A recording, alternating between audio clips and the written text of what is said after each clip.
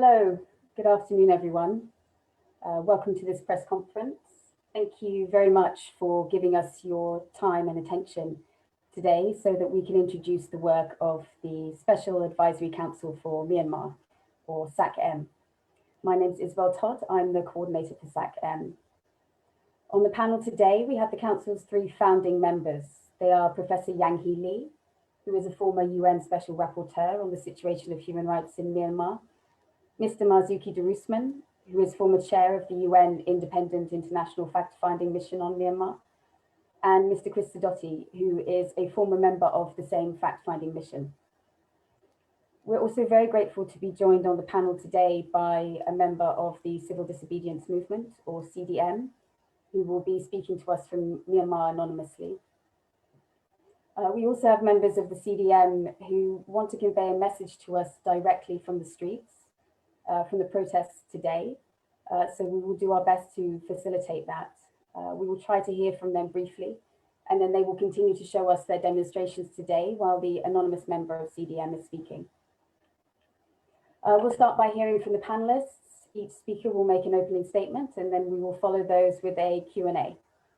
We're extremely grateful to have had a huge number of people register for this event. We appreciate your attention. However, due to the large volume of participants, we have disabled the open chat function for reasons of practicality. But please do submit questions through the Q&A box, which I will then put to the panel. The Q&A box should be located at the bottom of your screen. I will do my absolute best to get to as many questions as possible, but due to time limitations, we have an hour. It may not be possible to accommodate them all. We will be giving priority to questions from journalists. So journalists, please do post your accreditation along with your question so we know who you are. Okay, without any further ado, let's get started. I'll hand to our first speaker, Professor Yanghee Lee. Professor. Hello, everyone. Thank you, Isabel. I speak to you today during deeply troubled times in Myanmar. Unarmed peaceful protesters are being attacked by the security forces. Yesterday, many people were killed, shot in the head by soldiers and police firing directly into the crowds. I was informed that 2 of who were shot dead in the head were children, 14 and 16. Altogether, 4 children have been killed since February 1. Yesterday, a very brave young woman, aged 19, was also shot dead. Her name was Ma Chao Sin, Angel, in English. She left a letter saying that if I was wounded and couldn't get back into good condition, please do not save me. I will give the useful parts of my body to someone who needs it. She was also carrying tags of vital information, like her blood type and her wish to donate her organs. She will always be an angel in the hearts of all of us.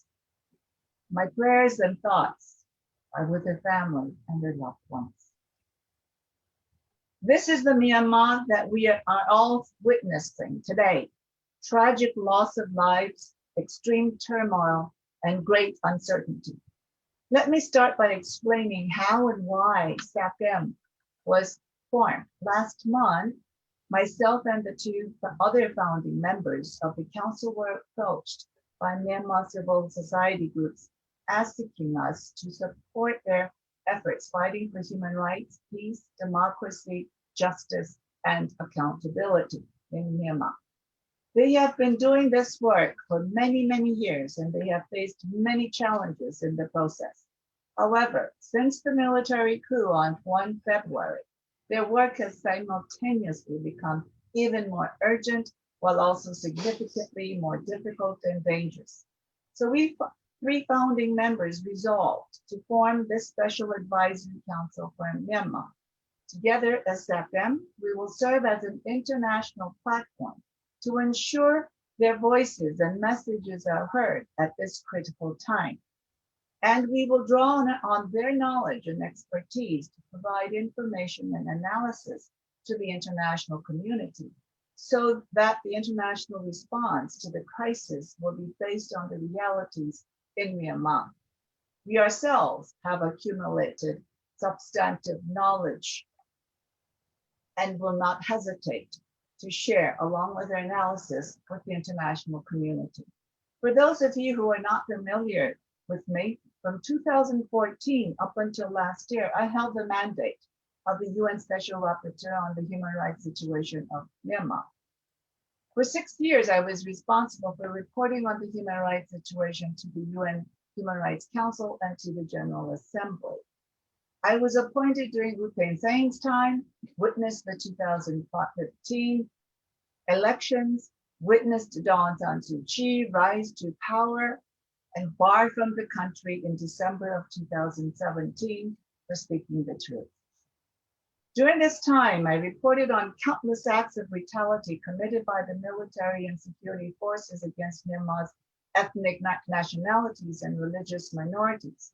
I was the first to raise the alarm for what the military was about to do in August of 2017, 2 weeks before the military went all out and committed genocide against the Rohingya living in Rakhine State. Now, the world is watching as this vicious cruelty is being turned against peaceful protesters on the streets of Myanmar cities, as well as in towns. The military is terrorizing the peoples of Myanmar through its terrorist-like behaviors, using fighter jets, gas bombs, and snipers. The Tetmadaw is trying to impose itself forcefully on the population.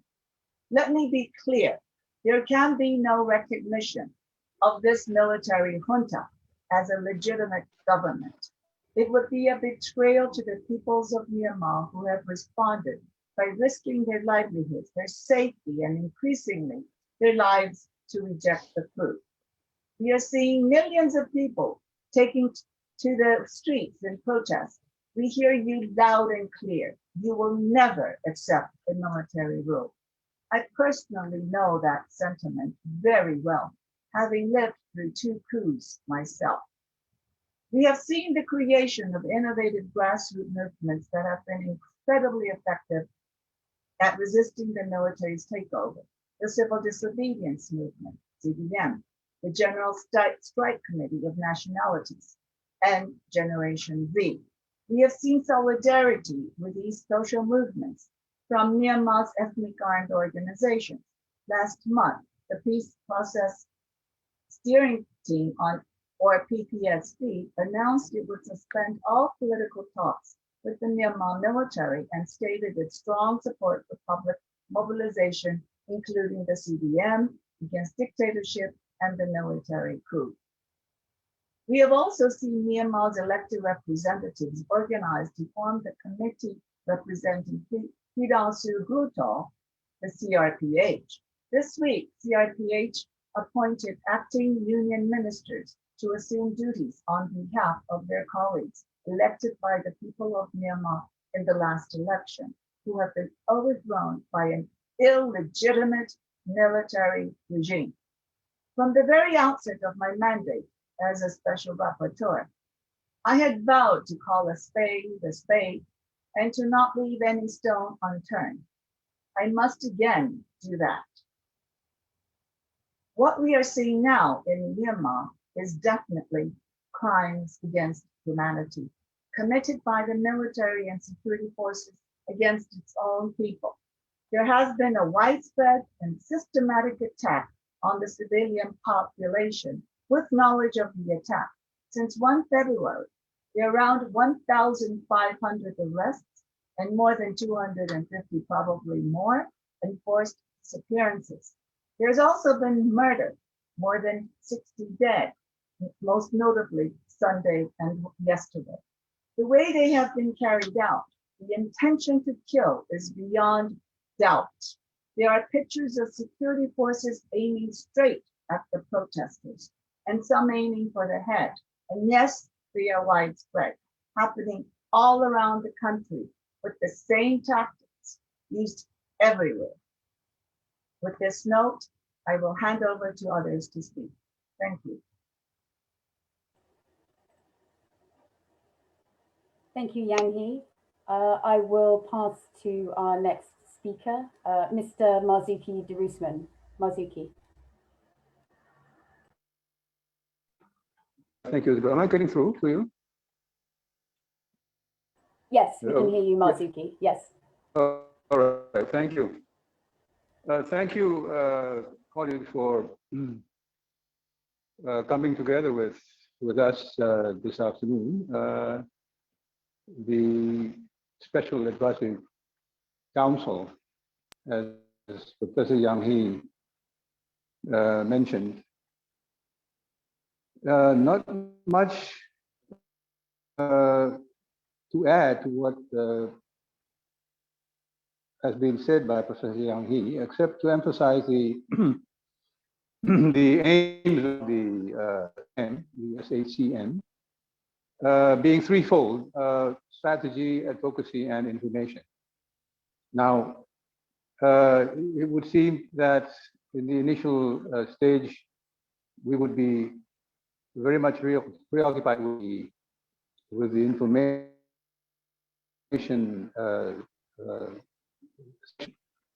and that is to assist in clarifying the ground. We can only assume that the junta is involved in counter information, and therefore there needs to be a counter clarify and to inform the international public on what is really happening on the ground. But more to the point, we've come together as a continuation of our from the past and to discharge a call to assist and to support the people of Myanmar in a different way, expressing, of course, our concern that the work that would have been done in the past continues at the moment, and we are, of course, heartened that the IIMM, the International Independent Mission in Myanmar, has found it notice that they will be following what is happening on the ground. And this speaks, of course, the findings, both by the special rapporteur and the fact-finding mission in the past, that the clock seems to be ticking on, and that alleged crimes that have been identified and taken place in the past continues unabated, and therefore constitutes a continuation of the investigation that's now still by the UN in the IIMM. Now, to just emphasize what was said by Professor Yanghee, apart from torture and murder, which meets the criteria of Rome Statute, it's very obvious that what has happened also in of many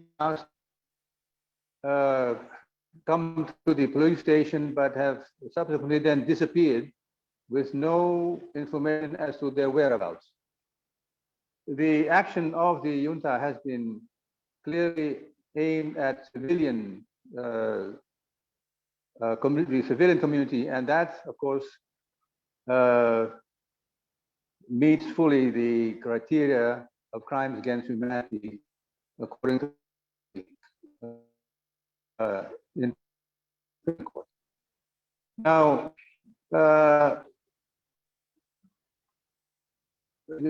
just the basics of what we are up against at the moment.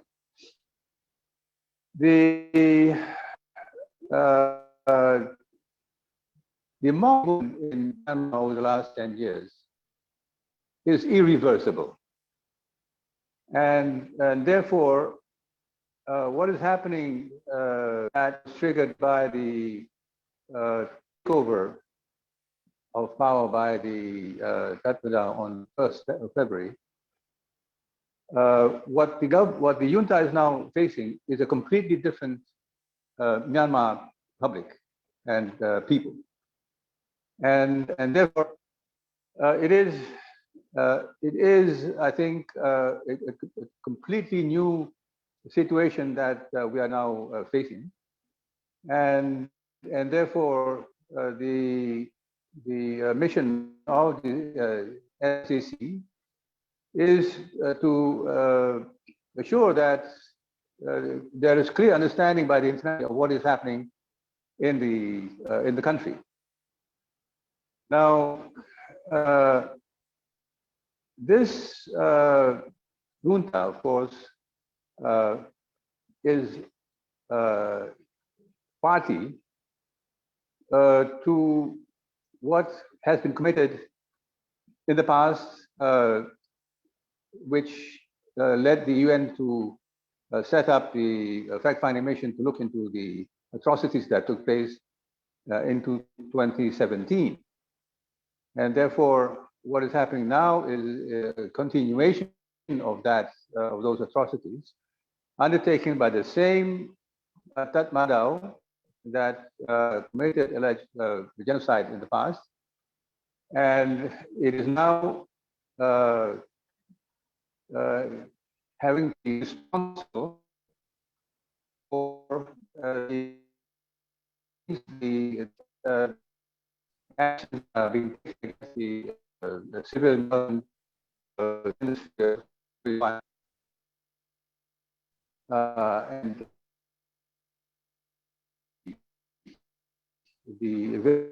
the violations, and are in constant contact with the people on the ground to take in information and to amplify it to the international community. We feel that our work in the past may be of service, of use. We will certainly be able to share some of the ways that we've gone about in looking at the situation in Myanmar. At the end, it comes down to one or two.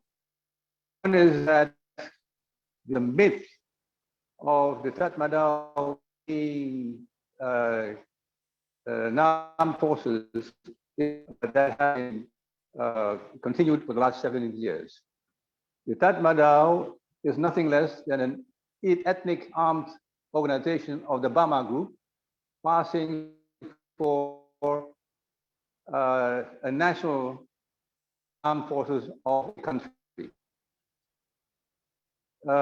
For being vanguard of the people will be debunked eventually. I come from a country where we have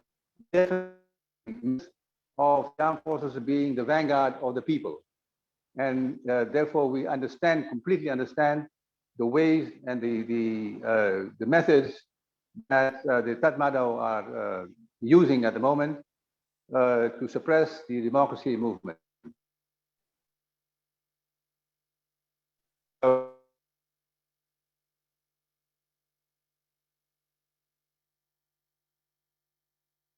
By sharing our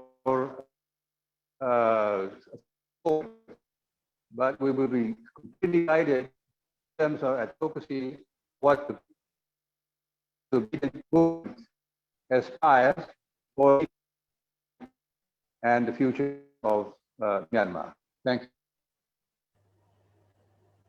Thank you, Marzuki. I think we lost you for some of that, but those points were very important. So we'll see if we can share your statement after the press conference online.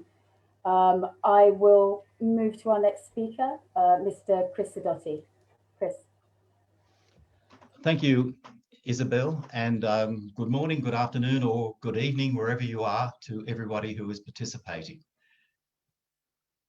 The coup on the 1st of February is clearly a critical event in the history of Myanmar.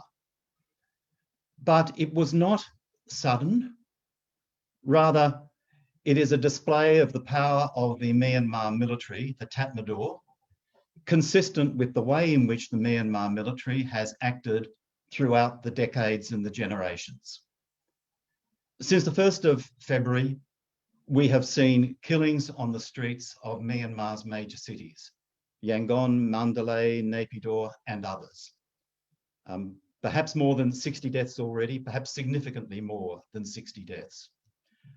This rightly shocks us, but it comes after years of killings by the military, the same military forces in other parts of Myanmar. In recent months and years, the Rakhine, the Karen, the Kachin, the Chin, the Rohingya, and others have experienced death, dislocation, and suffering at the hands of the same military. Since the 1st of February, over 1,200 new political prisoners have been arrested and detained, including one of my fellow Australians, Sean Turnell. But there have always been political prisoners in Myanmar. Political prisoners detained because of their speech, their opposition to dictatorship, and large numbers of people from the ethnic minority areas. The change that occurred on the 1st of February brings to the forefront the true nature of the Tatmadaw. Not a national army committed to the protection of the people of Myanmar, but a dictatorial force committed to exploitation and repression. And now all the people of Myanmar recognise this, not just those in the ethnic minority areas. The army has exposed itself for the view of all of Myanmar and all of the world for what it truly is. The future of Myanmar will be determined by the people of Myanmar, not by any of us who are outside the country. The future is in their hands. And I don't think we have ever seen such determination on the part of the people of Myanmar to take control of their future, to take it away from the military so that it is placed where it truly belongs as part of the sovereignty of the people. We outsiders can seek to do only two things. And I hope this new Special Advisory Council for Myanmar will be part of that. First, we can support and encourage the people of Myanmar as they struggle to determine their future. We call ourselves advisory because we offer our support and encouragement and advice when it is sought, to the extent that our experience enables us to provide support, encouragement, and advice. The second thing we outsiders can do is to place as much pressure as possible on the military leadership to stop their repression, to stop the murders, to stop the arrests, to stop the corruption and the economic impoverishment of the people of Myanmar for the enrichment of the generals and the military. Our Special Advisory Council for Myanmar will seek to do as much as we can to deter the military through international organisations by providing advice to the United Nations, to governments, to civil society outside Myanmar, and particularly to respond to the increasing interest in businesses about changing the nature of their work in Myanmar, their investment and economic engagement in Myanmar, so that the military, which in the past has sought to enrich itself, has its money supply cut off. Our commitment today is to support the people of Myanmar as they seize their future, and to try to build as much external pressure as possible on the Tatmadaw so that they will stop. That's our commitment and that's our hope. Thank you. Thank you very much, Chris, for that. Okay, we were hoping to hear now from members of the CDM movement who are protesting today. They wanted to share a message with us directly from the protests, but I'm not sure if we have them available at this point. We do also have a member of the CDM who will be speaking to us anonymously. So perhaps if we move to you now, if you're ready, the floor is yours.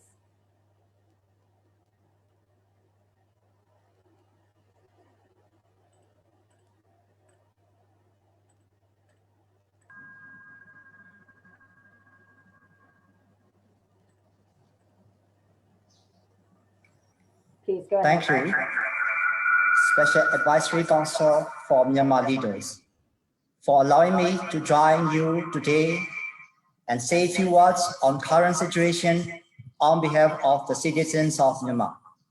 Let me introduce myself first. I am one of the CDM daughters from Myanmar. As you all have seen, the military-led terrorist group had been committing atrocities using assault rifles and snipers to kill peaceful and armed protesters. Moreover, they attacked brutally two rescue team members and their properties, including ambulance, by smashing the windshield and in some cases shooting, aiming at the ambulance. Moreover, this military-led terrorist group has cracked down on makeshift medical rescue area where doctors, nurses, and another healthcare workers are helping all injured persons in brutal way throughout the country. I witnessed myself some of the atrocities and some also on social media that even young children and pregnant women were arrested and beaten. Injured patients are not allowed to get immediately needed medical treatment, and some die in custody while they were denied of medical treatment. Families are not allowed to meet those who were detained. Currently, almost all of the government staff and private sector have been joining the CDM movement without fear, and public is unanimously supporting the CDM. Current military junta have committed the crimes against humanity to Rohingya people for years, and their suffering are unimaginable. Furthermore, there are many ethnic minority groups are still struggling to survive at various IDP camps. Without international aid and humanitarian access are not allowed. UN and many democratic nations had issued hundreds of condemnation statements and resolutions to the military regime since the 88 democracy revolution, while targeted sanctions were imposed on them. But it is crystal clear that these statements and condemnation in the past had very little effect on the military junta and also bounced back to the middle class and lower class population. Let me conclude my statement. We do need definitive actions that can reform the military, Myanmar military, that the military is to defend the country only, and the police force to help people. Both the military and the police must come under the civilian control. The time is ticking, and while we are talking, the innocent people were killed and arrested arbitrarily on daily and night basis.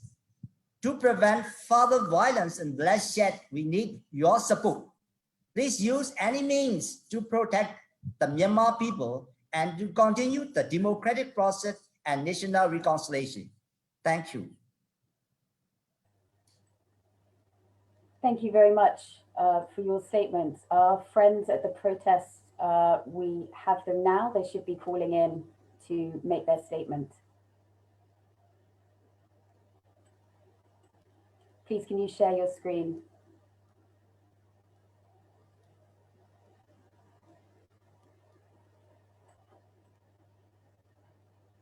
Okay. We had them briefly. What we will do in the meantime is perhaps move to some questions and answers for the panel. So I have some questions here that have come through. This first one I'll put to the panel. It's from Daniel Wood. CDM protesters are overwhelmingly calling for international organizations and militaries to use force against the Tatmadaw. How might these calls be possible within our current international system?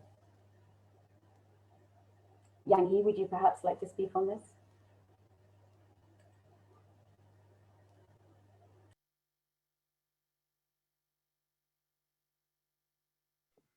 Excuse me, I lost you for a moment there, the last part. Okay, I'm seeing our friends at the protest here, so perhaps we'll share Sure, fine. their screen. Could we enlarge their screen so we can see it, please? So everybody can see it in center stage.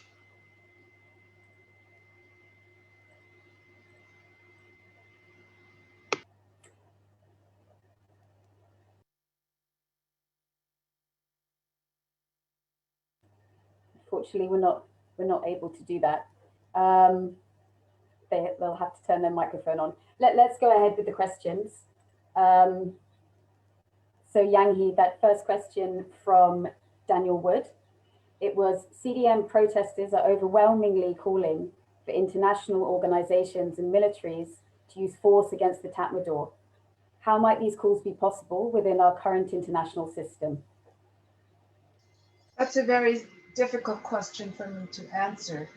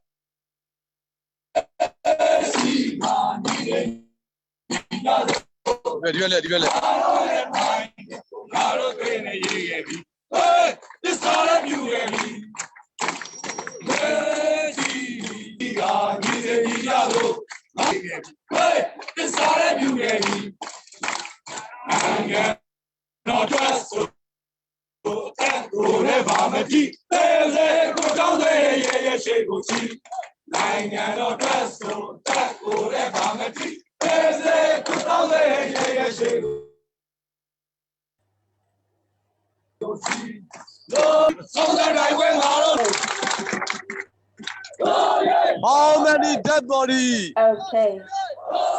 to take action for the R2B?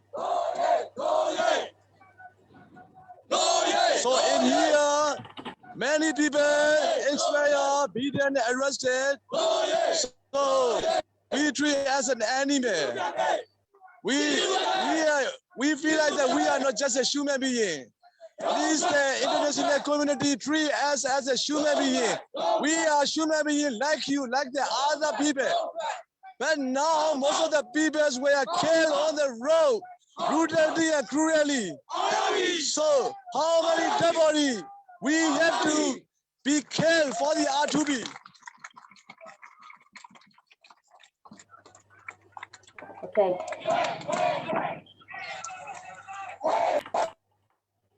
Thank Okay, you. let me finish what I was saying, Isabel.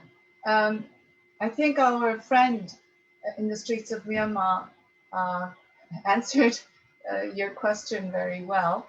And I think that all other country. must be explored and if necessary, People die every day. if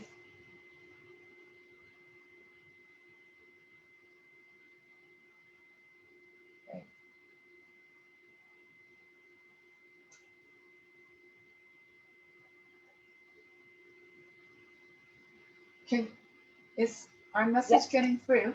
Yanghee, yes, we can hear you. Okay. Go ahead. if necessary, we have to be looking at some more concrete interventions. And I think there are some cases that we can refer to. And perhaps my other colleagues, there is a case example in Indonesia. What happened in Indonesia have been flagged as a successful case, or I don't know what the definition of successful case would be. And our colleague Chris Sidoti might also speak about what our friend from the streets have requested.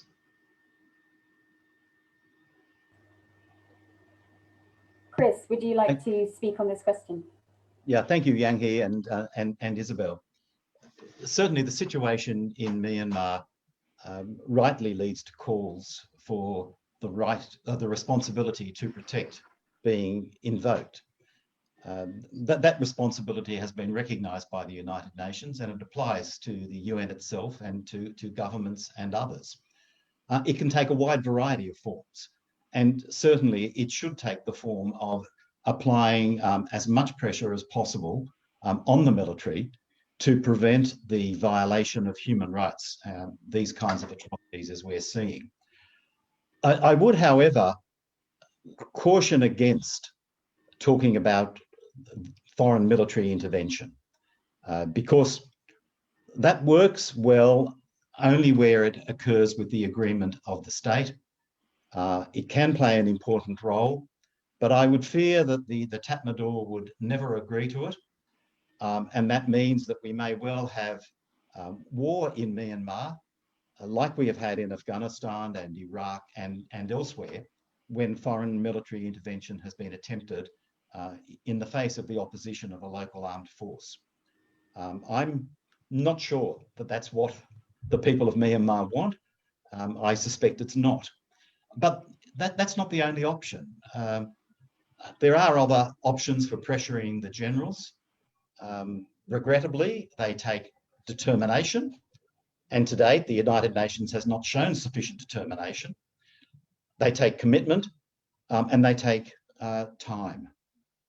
Time is not on the side of the people of Myanmar at the moment when these atrocities are being committed. But I regret to say that the international community is not going to be able to provide a very quick solution, as I indicated already. The future lies first and foremost in the hands of the people themselves, and it's our job to support them.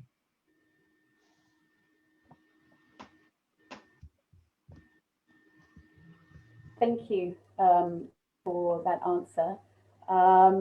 Let's move to another question. We have one from Oliver at ASEAN Parliamentarians for Human Rights. Unless Marzuki, did you want to speak on the first question on how possible might it be for international organizations and militaries to use force against the Tatmadaw? Okay, we'll move to the next question. Yes, Isabel, thank you. Sorry, Marzuki, go ahead. Yeah, why don't we move to the next question, and then we can just cover the first question later on. Sure. This question is related. It's from Oliver Slow at ASEAN Parliamentarians for Human Rights. He asks, given the Tatmadaw's insular nature, how realistic are the prospects of the international community influencing their decision-making? What do you believe some of the priorities from outside actors should be to get them to reverse the coup?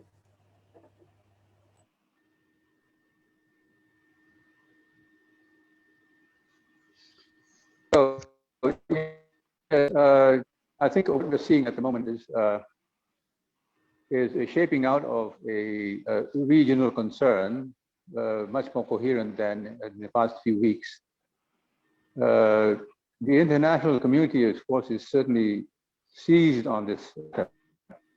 We have resolutions passed in the Council in Geneva, and the Security Council also taking up this matter even tomorrow to determine the legality of or the illegality of the present junta.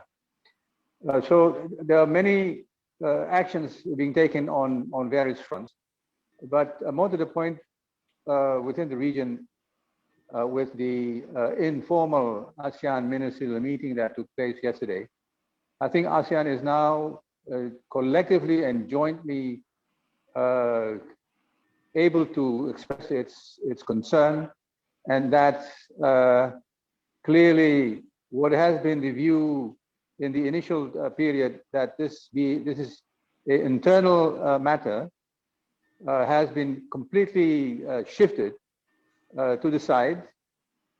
The ASEAN now consider that it is imperative that ASEAN play a role in resolving the matter in Myanmar on the basis of working towards a possible dialogue between the two sides. Now, of course, that will have to be decided by the people in Myanmar themselves.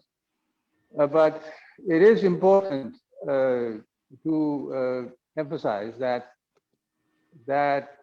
going back into history, the opening up of the country after more than 50 years of isolation was a decision that was taken by the seniors of the Myanmar armed forces, and the intent was to bring back Myanmar into the international community. What General Min Aung Hlaing has done on the 1st of February is completely not in the interest of the Tatmadaw, not in the interest of the armed forces of the Myanmar. It is solely in the interest of himself and the people around him. And therefore, what the General Min Aung Hlaing has done is a complete disservice to the armed forces itself. And therefore, is not working in the interest of the future of the country. Now, it would seem, and I'm just amplifying this view, that we have been reconciliation will require the stepping down of General Min Aung Hlaing.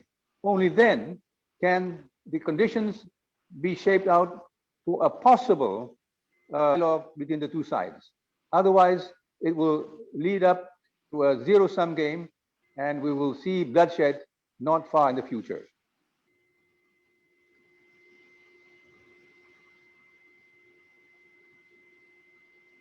Thank you, Marzuki.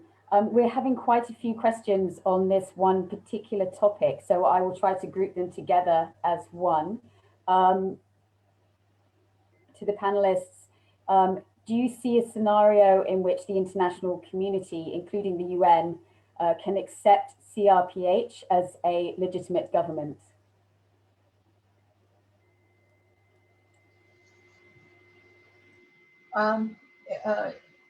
For a start, I think if CRPH is inclusive of all the ethnic peoples.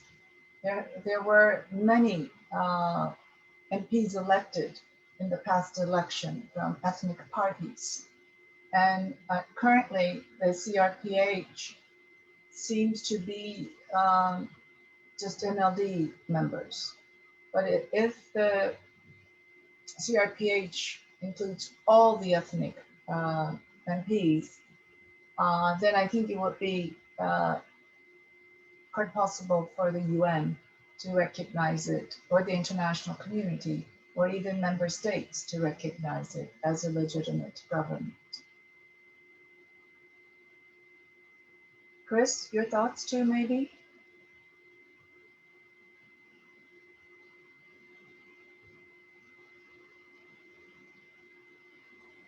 Chris, do we have you there?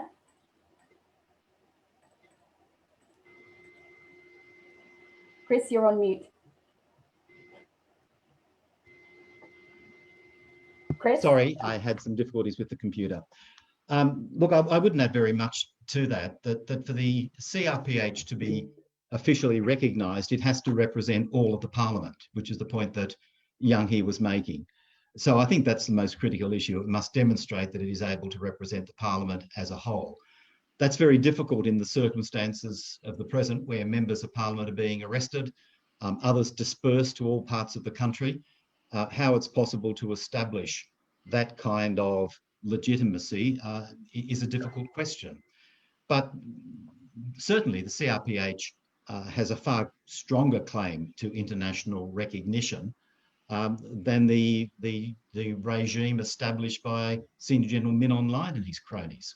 That has no legitimacy whatsoever, so there is no question about recognising it.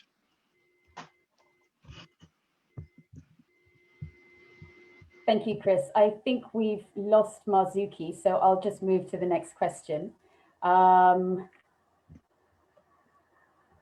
There have been calls from Myanmar CSOs for revenues from oil and gas to be paid into trust accounts until a democratically elected government is in control of the revenues. Do you support those calls? And how would you see this being done? I'll put that to Chris. Can you hear me this time? Yes, we can. Oh, good. Okay. I'm sorry, I'm having some problems, as everybody else is. In general terms, yes, I do support those calls. I think more strongly that the flows to the government, the military, need to be stopped. And whether that's through trust accounts or some other mechanism, I don't think is necessarily significant. The main thing is to stop the money flows. One example already of that occurring is action taken by the Japanese brewer Kirin late last year that stopped paying dividends through its Myanmar subsidiary, which in effect stopped money going into the hands of the military's conglomerate there. So whether it's putting money into trust accounts, companies not paying dividends, the World Bank has already decided to suspend further payments under Myanmar projects. All of these steps need to be taken. The money supply simply has to be cut.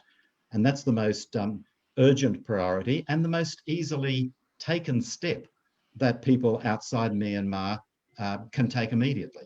And I agree, therefore, with the proposal.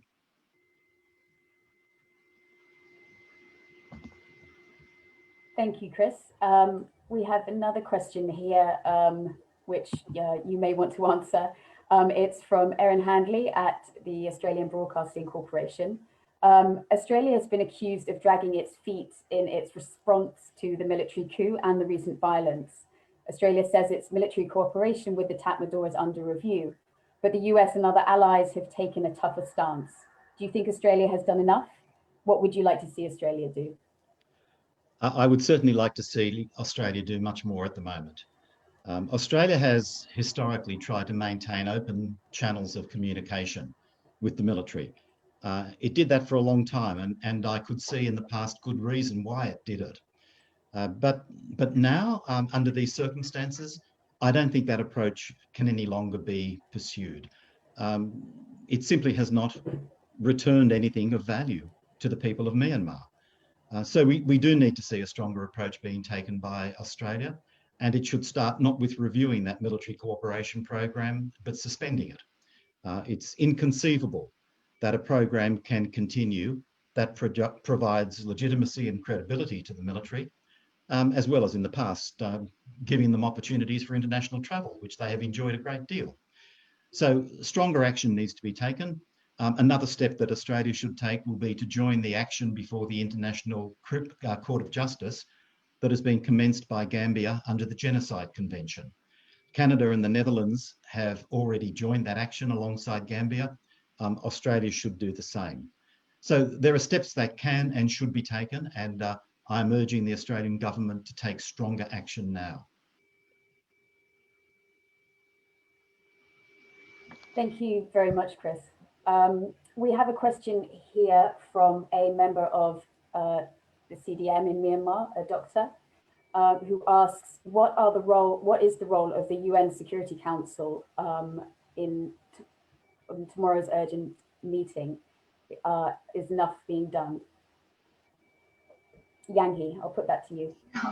I've been a huge criticizer of the Security Council for what it's done or more for what it's not doing in light of the situation in Myanmar.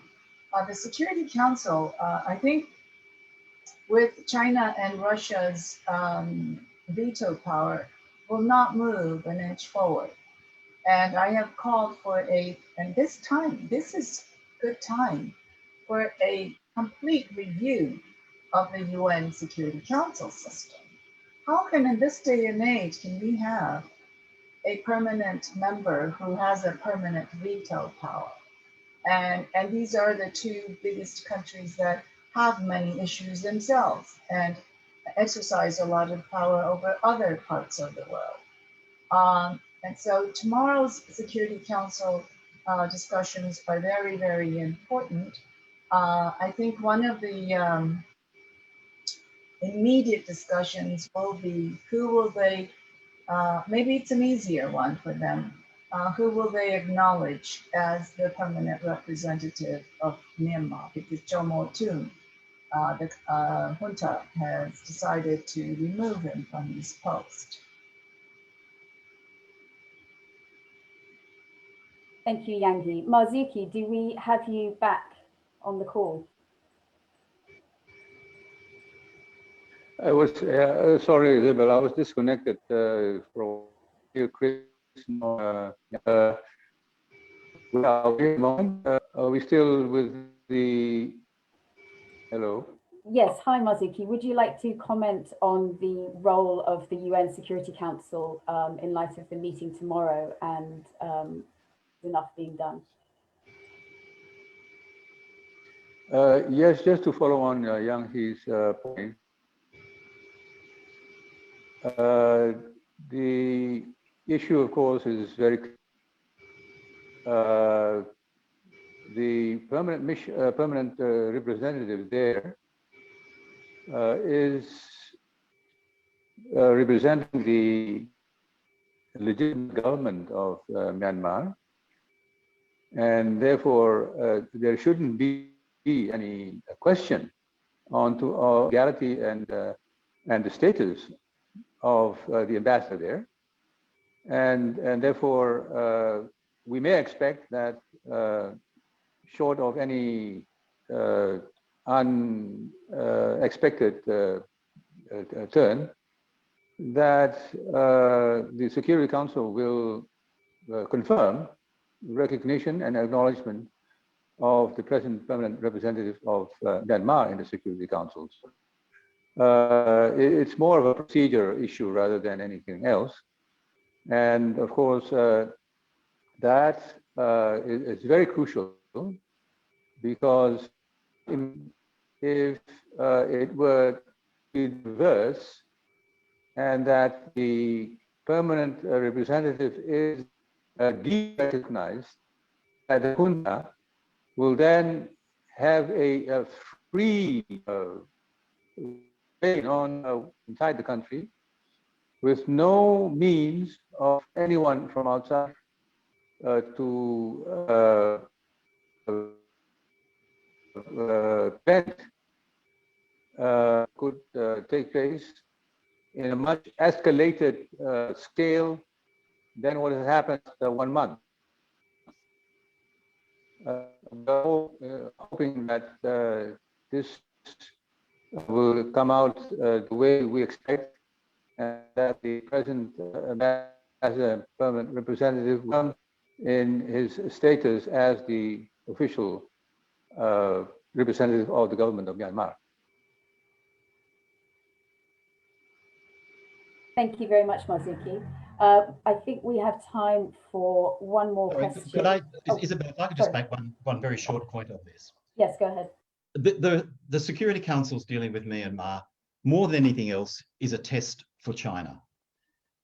China has said that it is interested in stability in Myanmar. That's its primary concern, peace and stability. The greatest threat to peace and stability in Myanmar is the Tatmadaw. If China is to be believed, if China wants to be taken seriously as a major power in Asia, it has to stand by its words. And if it wants peace and stability, we are right to expect that it will act for that within the Security Council. So this is a test for China. Thank you, Chris. We'll go to a last question. There has been grave concern on the part of Myanmar ethnic minorities that there will be an increase in human rights violations in ethnic states as a result of the coup. How can SAC-M help? Maybe I should go first with that one, since I made reference to the ethnic minorities in my opening comments. Yes, the ethnic minorities are very, very right to be concerned. As I indicated, they have been suffering at the hands of the Tatmadaw for years, for decades, and that hasn't stopped. And there is every chance that the wars will intensify. We have seen that already. The war against the Karen, for example, has intensified recently. The war in Rakhine State over the last 2 years has been extremely intense, and that's also affected the Chin people.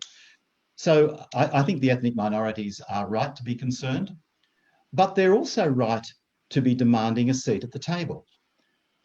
If we are to see the development in Myanmar of democracy and pluralism, that is federalism, the future of Myanmar cannot be determined without full active participation by the representatives of the ethnic minorities.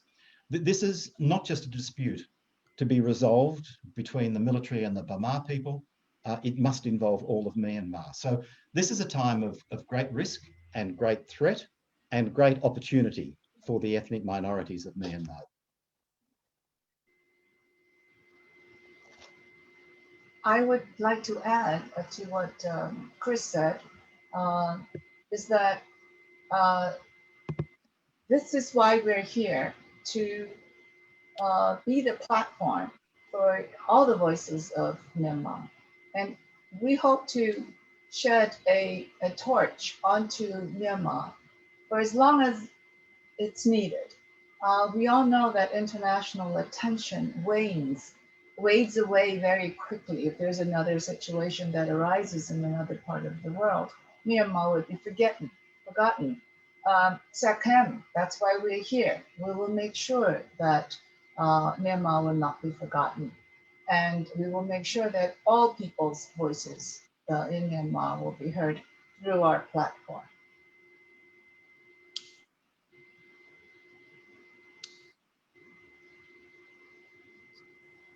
Thank you, Marzuki. Well, just to amplify what Yanghee and Chris have said, at the moment, concerns the Myanmar people as a whole, and that the ethnic armed groups have, in a way,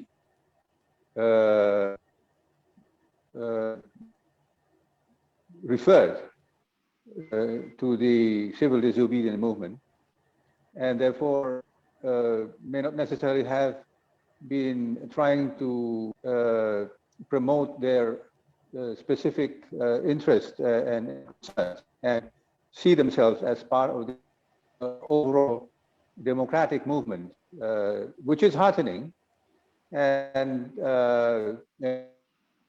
makes very clear to the junta, to the military, that they are facing not only the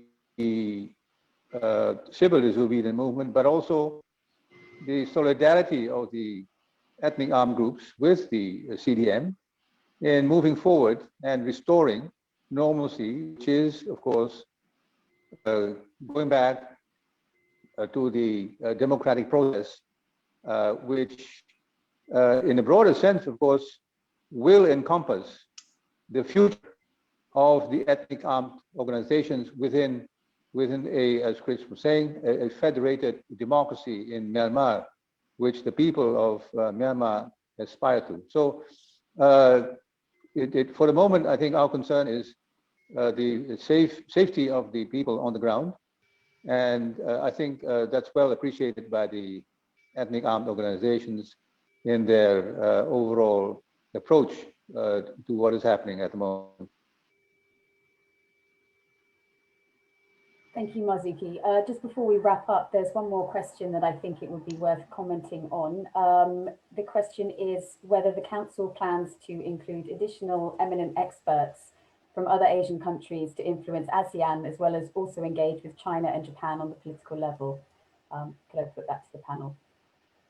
Yes, we definitely do have those plans that if situation arises, and of course we have been discussing this amongst ourselves. This discussion did come up, and we are open to other eminent experts in the region. Yes.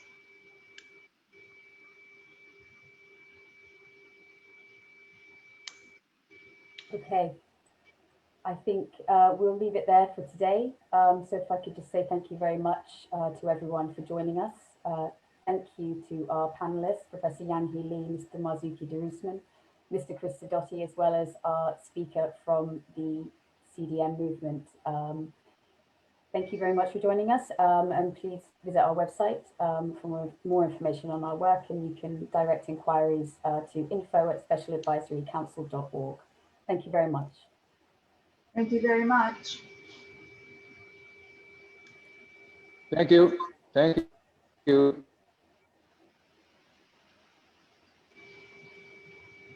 Thank you all.